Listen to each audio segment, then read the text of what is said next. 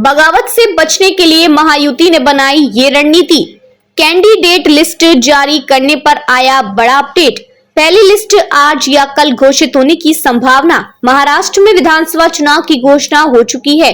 निर्वाचन आयोग की ओर से जारी घोषणा के मुताबिक महाराष्ट्र में सभी 288 विधानसभा सीटों पर एक ही चरण में 20 नवंबर को मतदान होगा, जबकि वोटों की गिनती 23 नवंबर को होगी। महाराष्ट्र विधानसभा चुनाव को लेकर सत्तारूढ़ दलों यानी महायुति गठबंधन के बीच सीट बंटवारे को लेकर बातचीत अंतिम दौर में है। बताया जा रहा है कि महायुति में सीट शेयरिंग को लेकर 288 में से कुल 215 सीटों पर कोई विवाद नहीं है। जिस पार्टी के विधायक हैं वह सीट उसकी सिटिंग गेटिंग फॉर्मूले के तहत मिलेगी।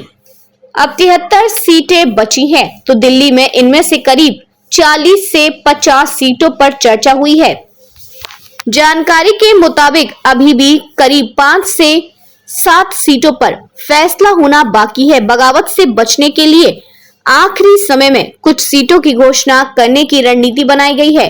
बची सीटों में जिस पार्टी के योग्य उम्मीदवार हैं और वह सीट जीत सकता है, तो उसकी मेरिट पर सीट बंटवारा तय हो रहा है। महायुति में सीट आवंटन की घोषणा मुंबई में एक प्रेस कॉन्फ्रेंस में की जाएगी। बीजेपी की पहली लिस्ट आज या कल घोषित होने की संभावना है। 5 से 7 सीटों पर चर्चा चल रही है। संभावित सीट शेयरिंग फॉर्मूला क्या?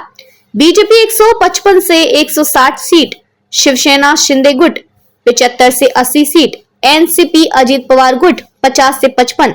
महायुति गठबंधन में एकनाथ शिंदे के नेतृत्व वाली पार्टी शिवसेना, बीजेपी और अजित पवार के नेतृत्व वाली एनसीपी शामिल है।